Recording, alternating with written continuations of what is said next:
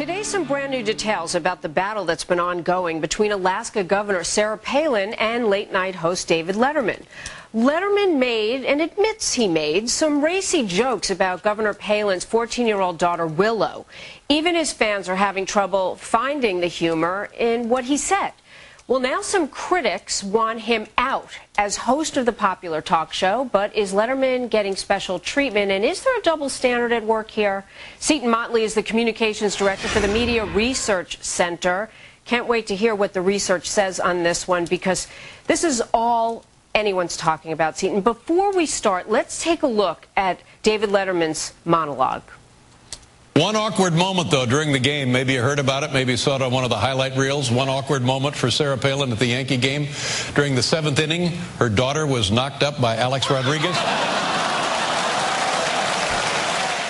So that's just one joke, Seton. He called Governor Palin, and maybe as a woman, this is the one that I found offensive as well, a slutty stewardess, that she looks like a slutty stewardess, that her daughter got knocked up, and the 14-year-old was the only one at the game. And when he came back and he actually says he apologized, he said it was in poor taste, but he hasn't retracted what he said. So do you think the calls for David Letterman to be fired are too much, just enough, or ridiculous? Well, I don't want to get into, you start to do that, unless you're running the company, it's their call. Now, if I were in charge of CBS, I would do something maybe differently than they would. I wouldn't want a guy like that working for my network.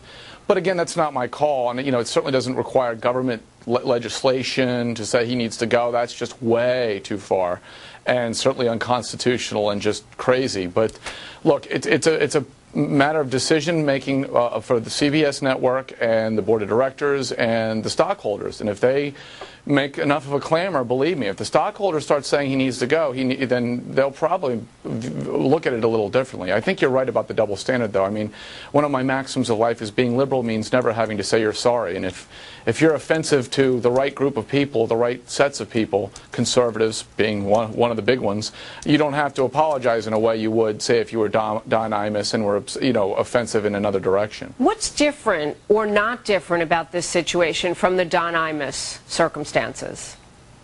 You don't have an Al Sharpton haranguing David Letterman and CBS saying he needs to go. It's just a matter of, if you get into a grievance group situation where you are offensive, and none of this is defending Don Imus. For me, the MRC, none of it. He was obnoxious, he was offensive. But it's a different situation where there is no grievance group for conservatives, for conservative women. The National Organization for Women has placed David Letterman in his Hall of Shame, but they have often been dyslexic and dichotomic on how they handle sexism. If it's coming from a liberal at a conservative, as it is in this instance, they are not nearly as quick to raise the roof as they are going in the opposite direction with a Bob Packwood or someone like that. See, let me ask you about the double standard before I let you go. The Obamas have been fiercely protective of their girls. In fact, on the campaign trail, Barack Obama specifically said that the children are off limits.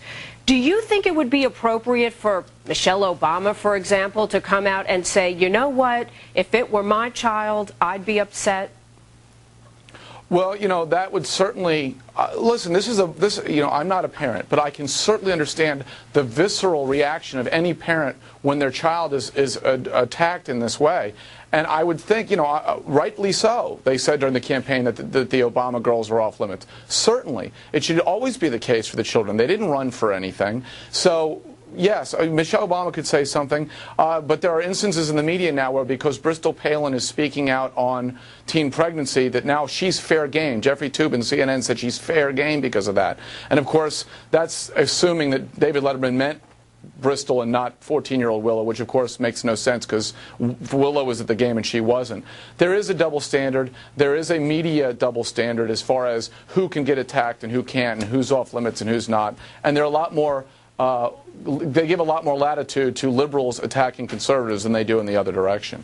Interesting. Seton Motley, great to talk to you. And viewers, it'll be interesting to watch the numbers for the show to see whether viewers decide to not watch or whether they tune in out of curiosity, and if David Letterman perpetuates this by continuing to talk about it. Thank you very much. Both short-term and long-term, yes. Thanks for being with us.